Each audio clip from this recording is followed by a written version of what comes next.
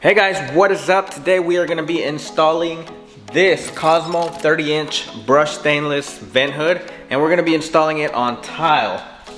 So if you have an existing tile backsplash and you need to install your range hood, this will help you, so stick around.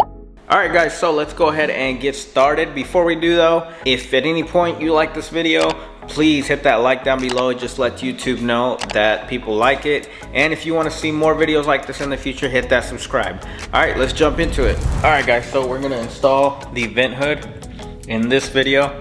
And then I'll do another video where we do the kit for the venting to make it go outside. So we're going to install it, cut the hole in the ceiling, and then that's probably as far as we're gonna go. Alright guys, so this is the Cosmo wall mount range hood in stainless steel, and it's a 30-inch.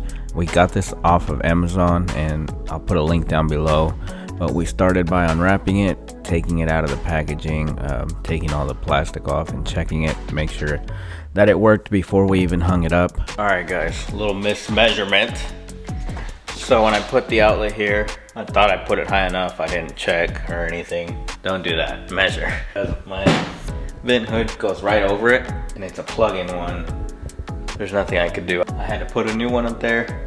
All I did was go into the attic, put a new box, and then run it down from there. So good times. But all right, let's go ahead and get into hanging this. All right guys, so we are just gonna go right at this line right here. Let's see, we're gonna go right at this line, right around 30 inches, 30 and a quarter.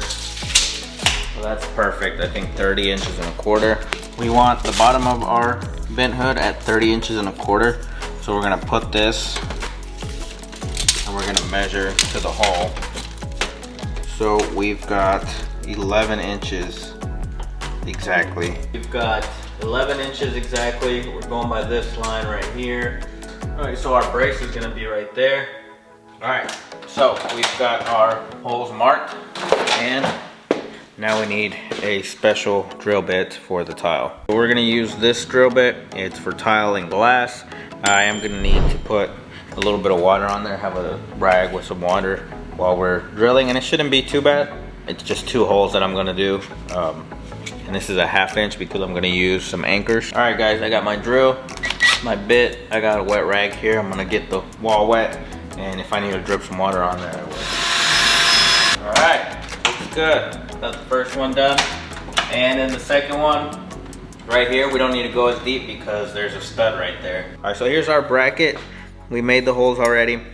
The left side, I have a stud, so that worked out. On the right side, I just have the tile drywall. That's it. So we're gonna use this toggle. That's why we use the 1/2 inch bit. And on the left side, we're just gonna use a regular wood screw to go into that stud. The only thing is on this bracket, these are a little bit too small for the toggle bolt to go through. So I'm gonna take just a metal bit and widen it out a little bit so that the toggle will fit through there. Just gotta be careful with this. It's not really recommended or anything, but it's a way that you can use a toggle which can hold a lot of weight on just drywall and tile. And so that's how we're gonna work around not having a stud there. All right guys, so it's this side. All right, there it is guys. So I couldn't really get a good angle of holding the camera and trying to tighten this, but you run the little plastic thing up against the wall, and that little toggle that's laying like this will open up and pinch it between the wall, right? And once you get this tight, you just break it off like that, and then that's where your little bolt is gonna go. And then this one's wood, so we're just gonna go straight into it.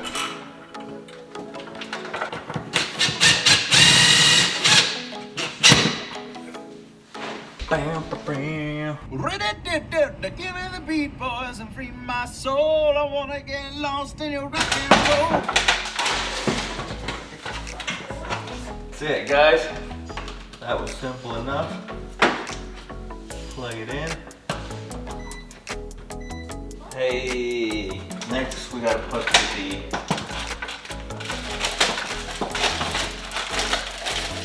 venting stuff this is gonna be a little tight because of the outlet that we had to hide up there. Alright guys, so we just marked it with a pencil, the circle where we were gonna cut. And then we used a drywall little tool to make circle holes, and then to mark it all, and then we cut it with the multi-tool and then just stuck the venting up there.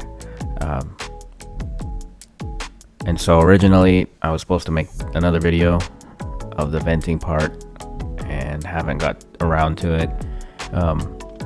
It's still not vented out. We don't use it. We don't cook enough, but I still have that on my to-do list to get up there and make the venting part. So let me know if you guys want to see that.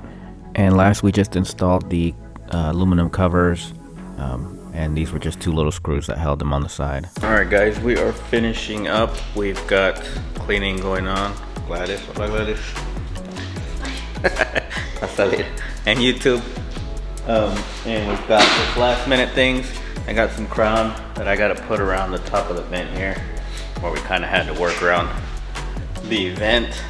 And we've got paint touch-ups going on, but we are almost there, guys. Sunday afternoon, ready to move in.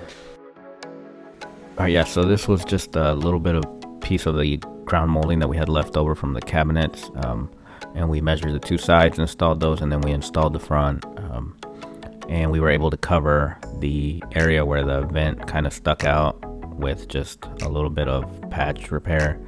And then we painted the trim to match after we caulked it and let that dry, and it matches.